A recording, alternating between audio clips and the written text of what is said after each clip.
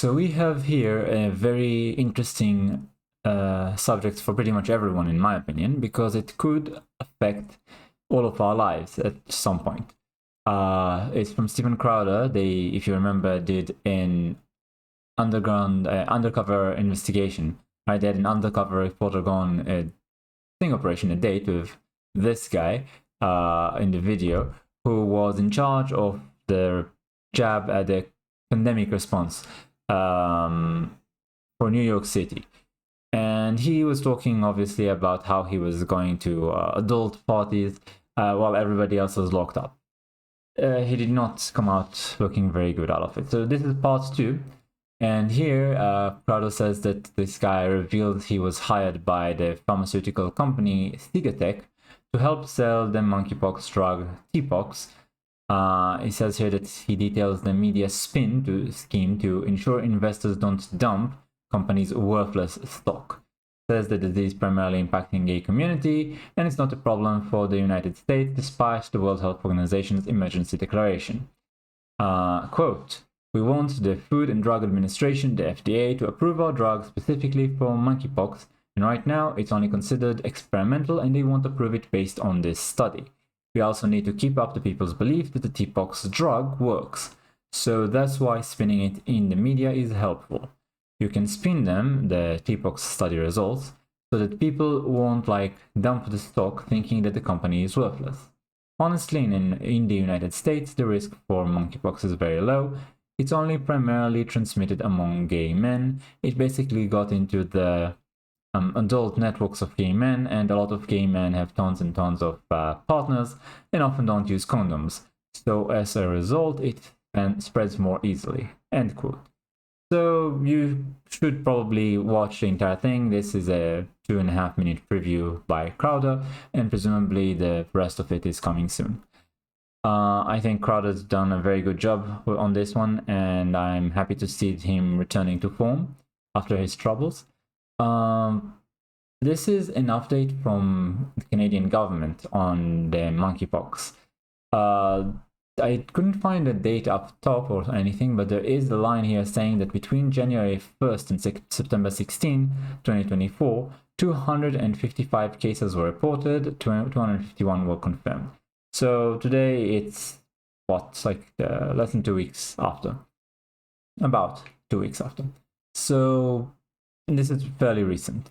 And it says here that the risk to people in Canada from Mpox remains low. The Public Health Agency of Canada works with provincial and territorial public health partners to monitor Mpox in Canada. It says here that monitoring in non-endemic areas, countries or areas where Mpox isn't usually found, has been limited but is now expanding. Available information suggests that human-to-human transmission is occurring among people in close physical contact with people with symptoms. So they have already declared, it says here, a public health emergency of international concern. That was the Director General of the World Health Organization declaring it. They're also saying that it's based on the emergence of a new sublineage of clade 1 Mpox virus, clade 1b.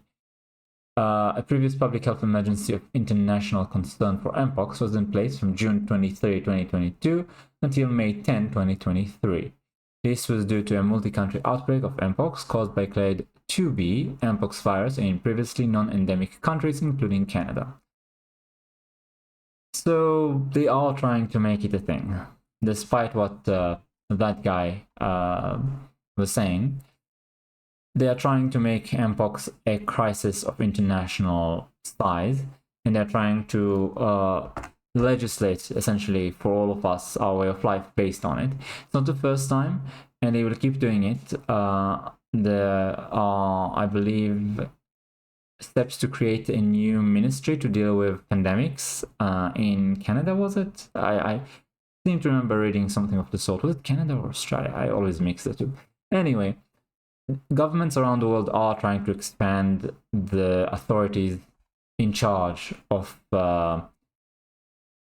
pandemics and other national and international, how to put it, events of concern, emergencies, that's the word I was looking for. because emergency powers grant the government so much more leeway. It's amazing. And also because the last pandemic was exceedingly good for business. Despite the fact that the savings of the average person collapsed, the largest corporation made a record profit. It was called the largest wealth transfer from the lower and middle classes to the very rich.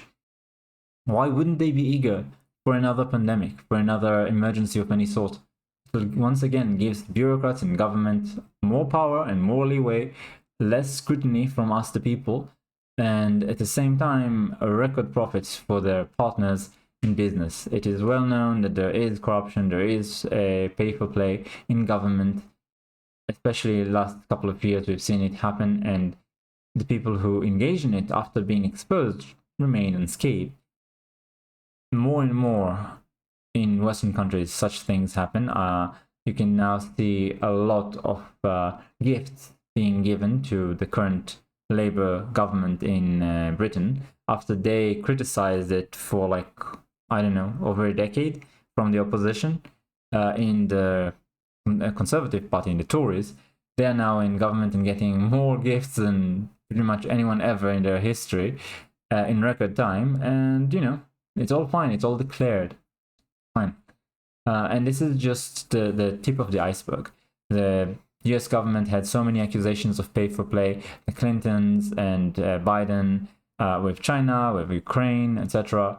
The stories of Joe Biden's son with the Burisma company in Ukraine, and how the investigator was fired after his father threatened to withhold aid by his own words. You can see him on video saying that he threatened to withhold the US aid to Ukraine when he was vice president if the guy who investigated the company his son was working for wasn't fired, and the guy was fired.